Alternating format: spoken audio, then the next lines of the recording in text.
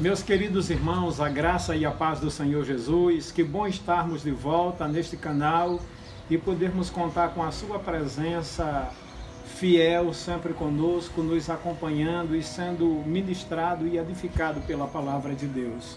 Hoje eu gostaria de trabalhar a temática que envolve as bases da cura do nosso mundo interior, ou como reorganizar, como encontrar cura para o nosso mundo emocional. E eu gostaria de fundamentar a palavra que vamos ministrar no livro de Lamentações, capítulo 3 e versículo 21, quando o profeta diz: quero trazer à memória o que me pode dar esperança.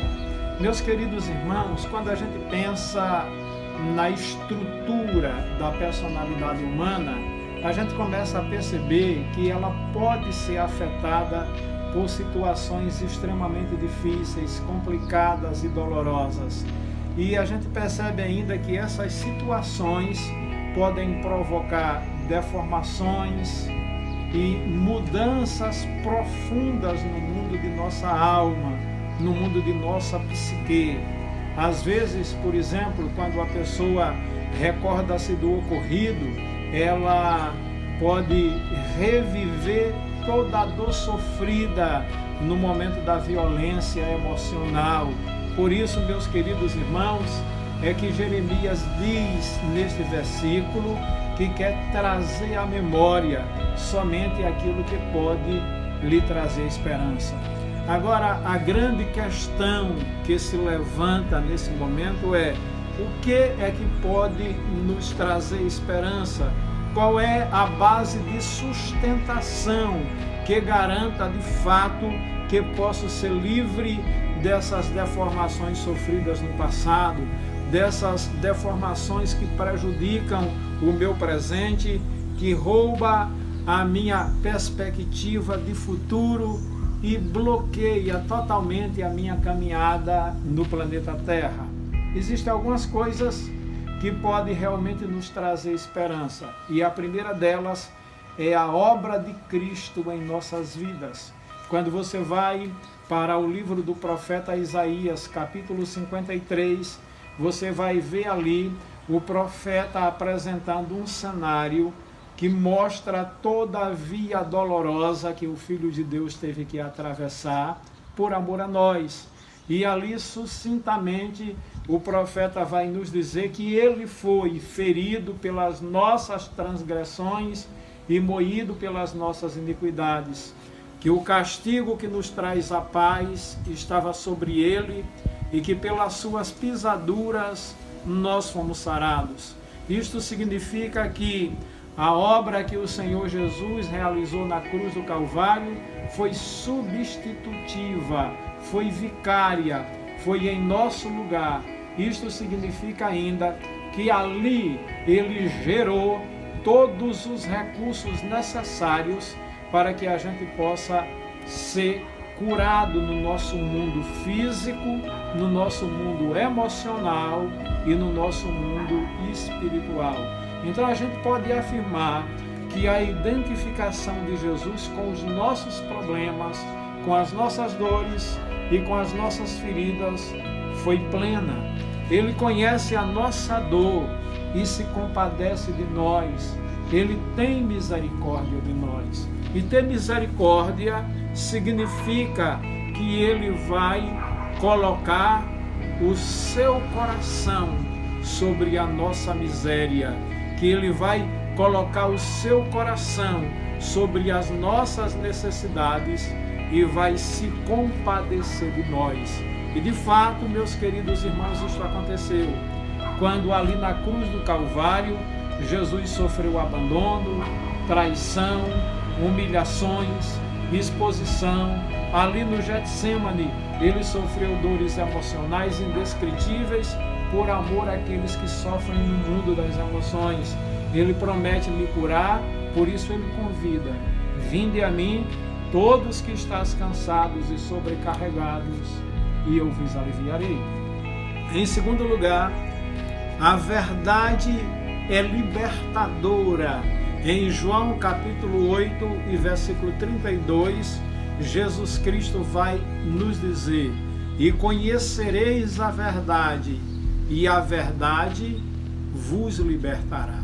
Agora, meus queridos irmãos, na afirmação de João 8,32, conhecer a verdade significa que toda a verdade, que é na ciência, que é da teologia, que é da psicologia, toda a verdade se coaduna com a verdade primeira e última, que é Deus, porque Ele é o alfa e o ômega, o primeiro e o último, ou seja, todas as coisas têm a sua origem nele, têm a sua gênese nele, e todas as coisas se consumam nele. Então, quando as verdades da ciência, da filosofia, se coadunam com a verdade última, que é Deus, então a gente pode dizer que toda a verdade tem um potencial libertador.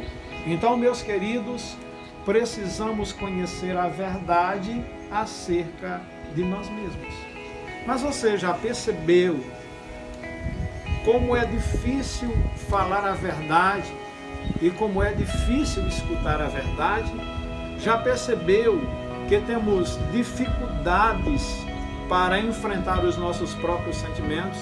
Muitas vezes nós racionalizamos, nós negamos, nós minimizamos, utilizamos aquilo que Freud vai chamar de mecanismos de defesa. Isso faz parte da natureza pecaminosa do homem. Mas, meus queridos, é importante que a gente saiba que a verdade, ela tem um potencial libertador, ela tem um potencial curador em qualquer área da nossa vida. Pode ser na área espiritual, emocional e física. Existem áreas de sua vida que você teme enfrentar a verdade? Pense nisso. Mas em terceiro lugar, se eu quero realmente reorganizar o meu mundo interior, receber cura para as lembranças dolorosas da minha vida, eu tenho que construir amizades verdadeiras. Jesus escolheu 12 discípulos com os quais ele desenvolvia um relacionamento profundo de amizade. Mas no meio desses 12, ele tinha 3 com os quais ele desfrutava de uma maior intimidade. E dentre esses 3, tinha um que tinha uma intimidade maior com ele, ao ponto de reclinar a sua cabeça no ombro do Divino Mestre. A doutora Gláucia Medeiros, que é uma psicóloga e professora na área de psicologia pastoral e psicologia de uma forma geral, ela diz que 50% dos seus pacientes não precisariam de terapias se tivessem amizades profundas. Meus queridos irmãos, uma das marcas trágicas do espírito da religiosidade são os relacionamentos superficiais. E nós precisamos, meus amados irmãos, aprender a desenvolver relacionamentos saudáveis, aprender a conviver com o próximo e valorizar as pessoas, como recomenda o apóstolo Paulo em Filipenses capítulo 2 e versículo 5, que deve haver em nós o mesmo sentimento que houve em Cristo Jesus. Conviver é viver com, consiste em partilhar a vida, as atividades com os outros. Em todo grupo humano existe a necessidade de conviver, de estar em relação com outros indivíduos. Além disso, meus queridos irmãos, a convivência é também formativa, pois ajuda no processo de reflexão, interiorização pessoal e autorregulação do indivíduo. O homem começa a ser pessoa quando é capaz de relacionar-se com os outros, quando se torna capaz de dar e receber, e quando ele deixa o egocentrismo e dá lugar a alterocentrismo, a capacidade de estabelecer numerosas pontes de relacionamento interpessoal.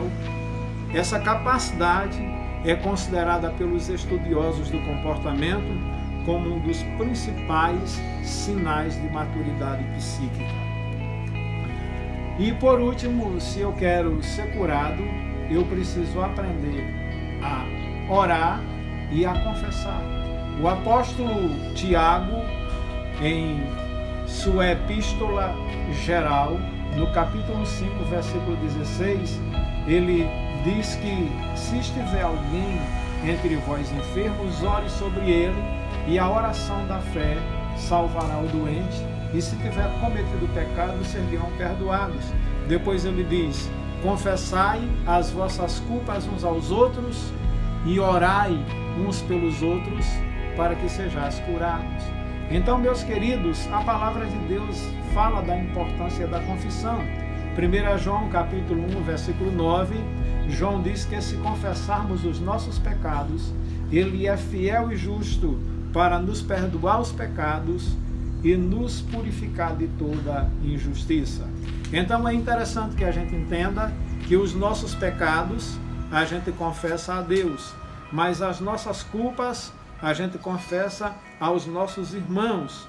As pessoas são canais de Deus para nos curar. Entenda uma coisa, isso é importante que fique em sua memória. Normalmente Deus não vai estar enviando anjos do céu, seres sobrenaturais para trazer cura para você, não. Deus quer usar pessoas, seres humanos, para serem instrumentos de Deus, para que por meio delas você seja alcançado e seja curado em seu mundo emocional. Então eu gostaria de terminar essa reflexão querendo que você entenda que na cruz do Calvário, Jesus de fato foi ferido pelas nossas transgressões, foi moído pelas nossas iniquidades, o castigo que nos traz a paz estava sobre ele, e pelas suas pisaduras nós somos sarados. De modo que, meus irmãos, a obra de Cristo é a base principal para que possamos ser curados das lembranças amargas, das feridas dolorosas, dos tumores purulentos e mal cheirosos.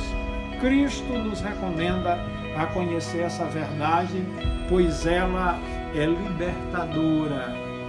A verdade de Cristo é libertadora, e Ele ainda nos aconselha a desenvolver relacionamentos saudáveis, pois eles são produtores de cura. Ele diz ainda que é importante confessar os pecados a Deus e as nossas culpas aos irmãos, para que sejamos sarados.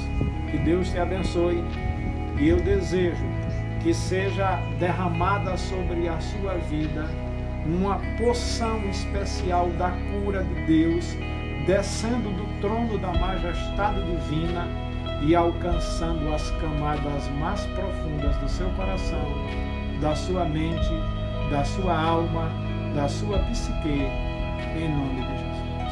Amém.